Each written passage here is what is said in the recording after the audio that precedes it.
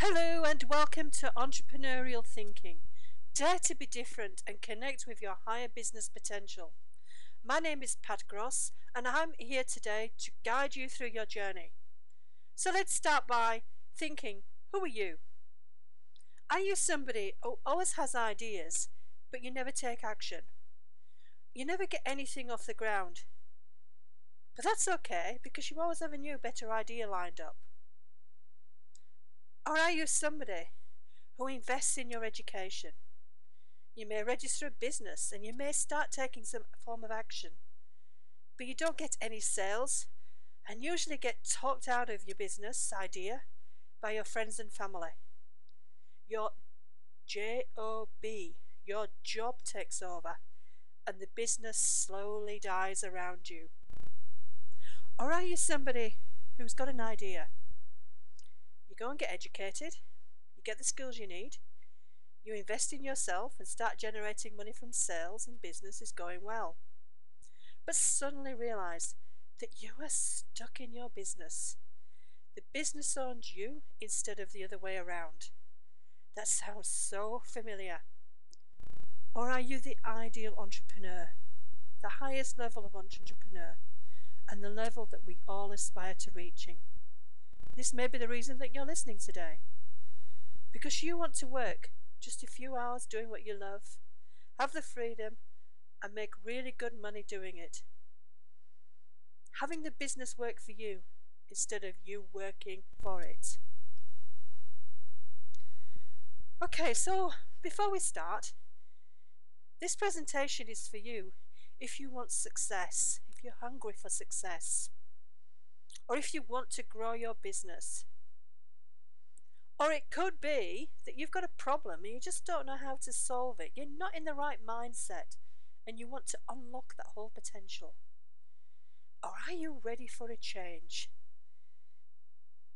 Just remember, if you do what you've always done, you get what you always got. So before we start, what brought me to this presentation? Well, I'll give you a quick story of who I am. I was a state scholar in a private grammar school, so I was already at odds. My friends lived at the other end of the city, and if I wanted to visit, it would be half an hour, 3/4 of an hour journey on public transport. I had very few friends in my local area for some time, so I always felt just a little bit at odds. And as I was getting older, there was a little bit of a rebellious streak in me because I decided I went to a private school but didn't want to go to university, so I did secretarial qualifications. But the university life caught up with me a few years later because I found myself working in a university. And I found that in order to get the recognition, I needed to study for a qualification. And thankfully the university paid that. But I paid the university back in many ways because the job that I had, the role that I had, actually was quite entrepreneurial because we were a small unit in a big department, but we were fee for service. So we were always on the lookout, always looking for new directions that we could grab the opportunities, and we organised training for the public sector, for the community sector, for the education sector, but we were always looking for new initiatives coming out of the European Union, and then we were always first in there. And believe me, we had some hair-raising moments when we organised training programs or conferences where the policy and the practice didn't actually catch up with the time frame for the announcement of funding mechanisms. And I remember a few occasions when we held on to dates for the events that we were going to organise, and we hanging on by the skin of our teeth, and we were lucky in that we got the timing perfectly right. So whereas competitors who took the risk and were organising events before us, they toppled down one by one, but we held our nerve, and in one case we literally got the go-ahead 2 days before the event. That's when we knew we were going to get the speakers, and we were the first in the whole of Europe to be informed about the funding of a completely new framework for the next 5 years. We used our thinking over again. We looked for new ideas, we looked for new directions, and we were not afraid to stick our necks out and put something out there. I've been lucky since arriving in Australia. I've also been in positions where I've also been looking at policy and being able to reach out and provide opportunities for the organisations that we were servicing. So I'm a real good fan of entrepreneurial thinking. And I'm saying entrepreneurial thinking because it's not just about somebody going out there and coming up with new ways and new business and new passion. It can also be somebody who's may still be employed, because you can think entrepreneurially even in an employment situation. So this is what I want to talk about today. So let's get started.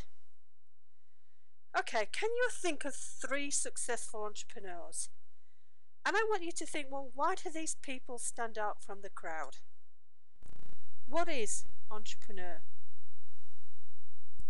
Well, I'm in favour of this definition from Peter Drucker. This defines entrepreneurship. The entrepreneur always searches for change, responds to it, and exploits it as an opportunity. And this is exactly what I did in my employed careers.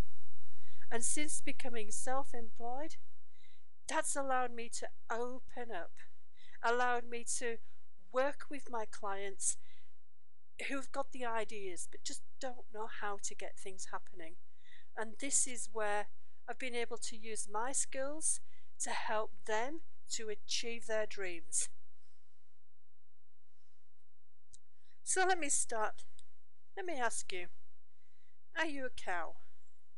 I suggest that you might actually want to look at Murphy's Committee on YouTube. And it's a really good analogy for anybody who's setting up in business, who's getting out there and finding life a little bit tougher than in employment. And basically the definition here is, are you in the pasture? Do you accept what comes along? Do you feel that to some degree your life has got control around it and that you are accepting destiny? If it's comfortable, you take it, it's normal and it's traditional, and you're open to it. If everybody else is doing it, it must be the right thing to do. You're working with a system in order to be successful. So, you go to school, you get an education, you get a job, you go through promotion, may end up in management, and you enjoy the security. Then you come to retirement age. So there's a nice, smooth pattern. Or are you a rhino? And there are people out there who the simple life is just not for them. You've got focus. You know what you want, and you're going to go out there and you're going to get it. You're going to go against the crowd.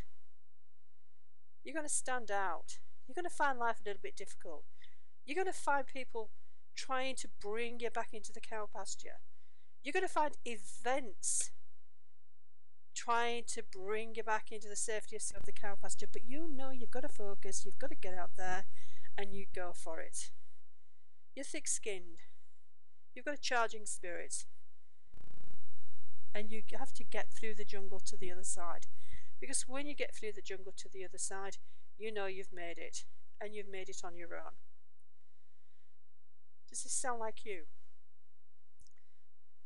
Have you met a successful entrepreneur? An entrepreneur has got a certain mindset, a vision, definitely a vision.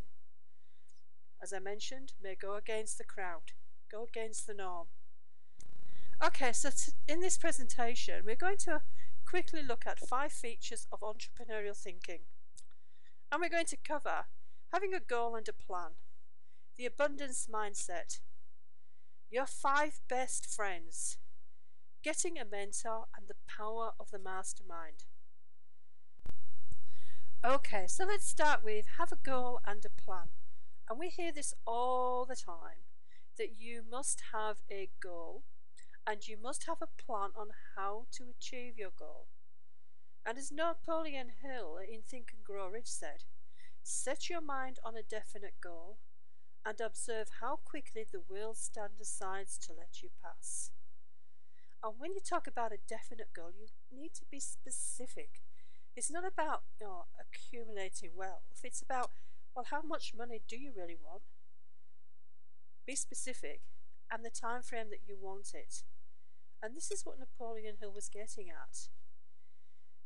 Now, the second point of having a goal and a plan. Okay, this is a diagram from the book The Slight Edge by Jeff Olson. And if you look at this, just to give a little bit of justice to the effort that needs to be put into your plan. Now, first of all, to get to your destination requires a plan, but the plan is not set in concrete. In fact, to have a plan is the plan. Because during the course of the lifetime of getting to your goal, your path is going to veer so off so much that it's just not going to be a straight line at all. It's going to veer up and down until you get to the destination, because you have to keep making the adjustments. But also, you have to actively work towards your destination. And this is what this diagram is trying to do here. It's trying to show, it's showing that by putting in the effort consistently, and at the beginning it may be hard work, it may be great at the start because everybody starts off, it's like having New Year's resolution. And January the 1st, January the 2nd, January 3rd slows down a bit, and by the 5th or 6th of January you forget the New Year's resolution.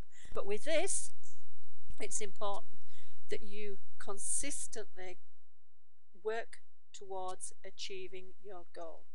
And it's this consistency which becomes quite uncomfortable in the early stages, becomes comfortable later on as the success happens. And this can be any part of your life. It's not just about your business. It can be about improving your health.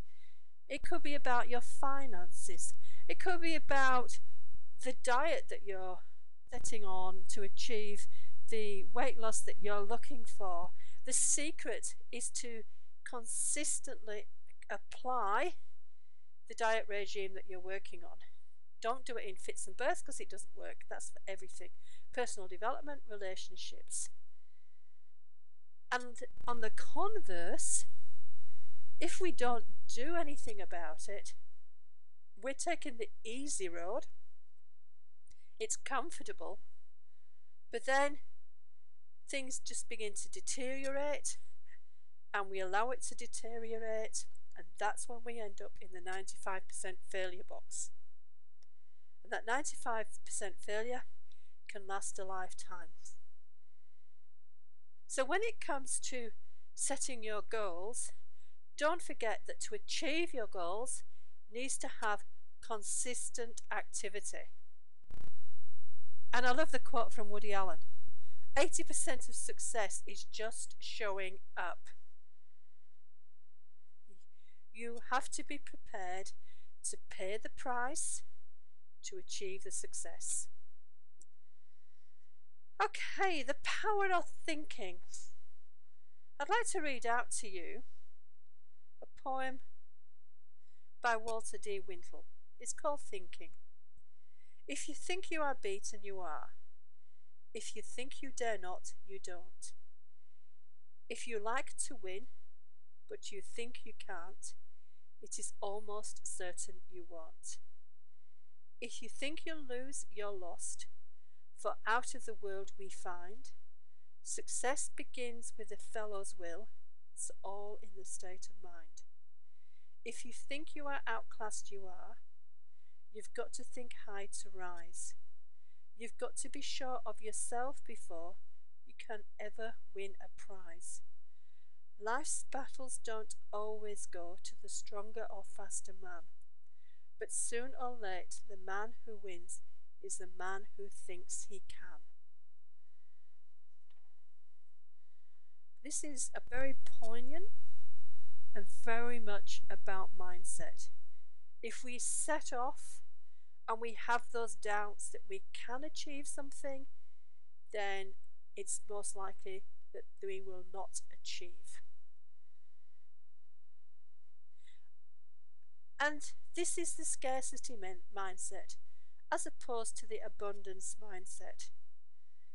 And what keeps us in the scarcity mindset is limiting beliefs. Even our language can be an indicator that somewhere in our minds, in our memories, we have got limiting beliefs. Limiting beliefs that may have been put out there in childhood, which have stayed with us all our lives, which come to the surface when we have to make important decisions. And these limiting beliefs impact on our state of mind. So it's important that we change the state of mind.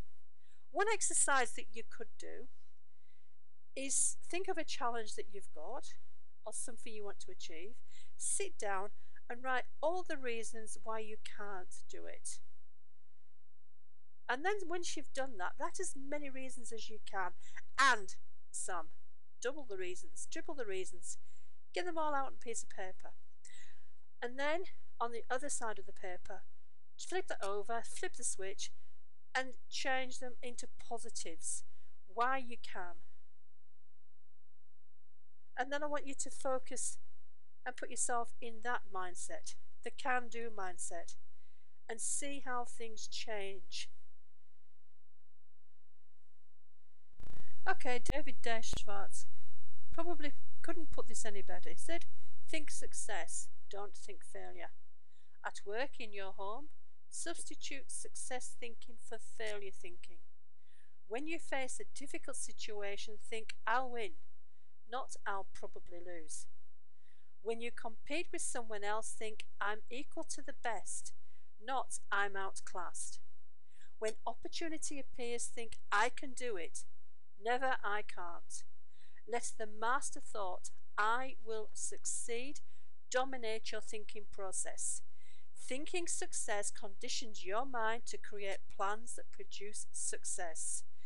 Thinking failure does the exact opposite. Failure thinking conditions the mind to think other thoughts that produce failure. Couldn't have put that better myself. The next is we're looking at your 5 best friends. And as Jim Rohn said, you are the average of the people you spend the most time with. Now I use this with my clients because when it comes to their goal and what they need to do to achieve that goal, it could be a short-term goal, I ask them, who are they surrounding themselves with? And usually it may be colleagues. And so I ask them then to step outside of their colleagues, because that is limiting them to a certain dimension, and they need to step out of that. They need to be looking who is out there, who has got the expertise, the experience, the networks, the knowledge to be able to help them to achieve where they want to go. And it could be, in one example, somebody who was looking to influence local government. So they looked around and saw somebody who used to work in local government, who knew the politics inside and how the departments interconnected. She then looked for somebody who was a good negotiator, so that she could emulate what they were doing and how they approached negotiation with senior level. She connected with 3 more people from outside her employment situation. 3 people who could bring 3 different sets of experience and 3 ways to challenge her ideas. And she worked with those as her 5 best friends in order to achieve the goals that she was looking for. When she stepped out of her normal situation. Yes, she was still working with these colleagues, but for the exercise of influencing how she moved forward to achieve her goals, she began to think differently. She began to work in different circles in order to get what she wanted to achieve. I always say that one of my best friends is Mr. Kindle for me, because in there I've purchased a lot of books in my time, a lot of books and reading matter that I consistently read, that's always consistently challenging my thinking, my thought processes, and moving me forward. Okay, number 4, the mentor. And this was Richard Branson, who said that whenever I am asked what is the missing link between a promising business person and a successful one, mentoring comes to mind. Giving people advice on how they can best achieve their goals is something that is often overlooked. If you are looking to make your way in business, try to find a mentor.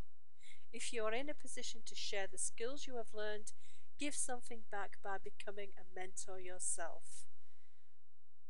I really appreciate those words, because Richard is not just saying we need a mentor, he's actually saying that if you're in the position, become a mentor. And I found over the years that I have been a mentor, officially and not so officially. People who had followed me over the years, who've said to me, yes, you are a mentor for us, um, drawing on the advice I'd given them,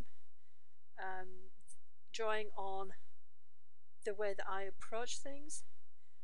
It's quite flattering, but I've also been able to formally give back my skills by becoming a mentor in a formal relationship as well, which I find really, really rewarding, as I can help people to move and to shake those limiting beliefs and to score the goals that they're looking for.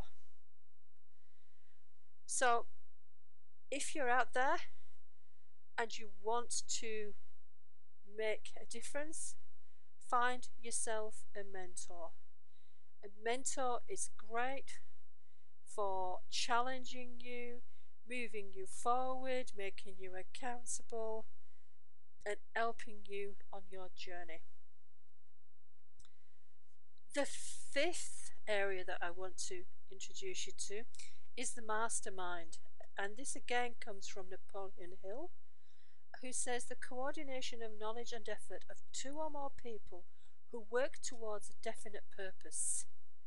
This is the definition of a mastermind. No 2 minds ever come together without thereby creating a third, invisible, intangible force, which may be likened to a third mind. Now, there are mastermind groups out there. Some are really successful, some are not successful. And I've been fortunate to be in at least one group where the whole mastermind principle has been really, really strong. We meet regularly, we meet by phone on a weekly basis, and we have withdrawals if we don't actually get together. A small group of us, we formed ourselves, 3 different businesses, but not in competition with each other. And we've been able to share our journeys, taking in the other 4 principles, the goal and the plan, the mindset modeling, the networking. This is how we've approached the 5 best friends, because we've been able to work in different networks and bring all that thinking back into one space. And also mentoring, because we each have our own mentors. But we come together because we are three or four unique businesses, but we come together And we come together at least once a quarter for a full day. And when we physically step into the room, something magical happens. We become a force between us. That day is very intense, but there is an intangible force that is binding us together and that is helping us on our journey.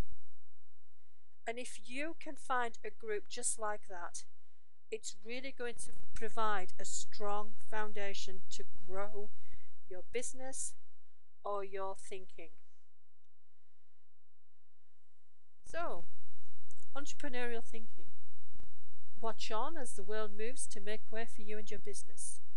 Redesign your life your way. Achieve your dream. In this presentation, we've just touched on the 5 features of entrepreneurial thinking. To have a goal and a plan, the plan to get there, and to keep working to achieve your goal consistently. The abundance mindset, to move yourself from scarcity thinking, to move away from fear, and to move towards the abundance mindset, which attracts abundance in return. Your 5 best friends. How about looking around to emulate or to connect with people who can challenge you, who can move you to the next step? To get a mentor, a valuable piece of advice that will help you to become accountable, to help you on your journey. And the power of the mastermind, how a group of businesses that are not non-competing, or it could be a group of people with interests that are not competing in their own right, but which are complementary, can come together and they can challenge each other and they can make themselves accountable, and how that moves you on. So, I want you to consider in this brief introduction some of the takeaways. And is this something that you are looking to achieve? Entrepreneurial thinking, to move forward. You've got the vision, you've got the ideas, and you're looking for that support to help you to move forward, to keep you charging forward as a rhino and not to bring you back into the cow pasture. So what can you do? You can carry on as you're doing what you've always done, and probably not get anywhere fast. Or you can incorporate some changes from today, but without the right support to motivate you, you might as well be making a New Year's resolution. Or you can invest in professional development programs that make your reading shelf look good, but that's as far as it goes. So we want you to succeed. We want you to succeed. Do you feel you're on your own without support? Because it can get quite lonely out there. Are you determined to make a difference? Or do you need a second voice to guide you in the right direction? And more importantly, are you a rhino? Well, this is just a short testimonial here. This is Kate. And Kate says, the pad has been mentoring me over the last few months to explore ways to work with local government, to position our centre as a valuable asset in our community. To date, we have achieved some incredible wins, and the programme has increased my confidence and a sense that anything is possible with the right mindset. And Kate is just one of my clients. But Kate impresses me because she is such a go-getter. So the Entrepreneurial Thinking Mentoring Programme, where we'll help you to vision your goal, to get you on the track to success. We'll help you to adjust your mindset and open up the opportunity that's out there. We'll help you to maintain your focus and use the resources that are right in front of you that can help you to get the success you're looking for. We can help you to open up your potential and get the results. So what we want to offer you is a 6-month mentoring program where the focus is on entrepreneurial thinking and how it applies to you alone. And we'll also have a record of your progress as you go along. And what we want you to do is to send us your details via the Count Me In form, and we'll get you on your journey to open up your limitless potential. Because this is all about you and your entrepreneurial journey. So start your journey today. Read the article and sign up to get started. And you can find us on thecommunityentrepreneur.com, consultancy mentoring, entrepreneurial thinking. And I certainly look forward to working with you. Go get 'em.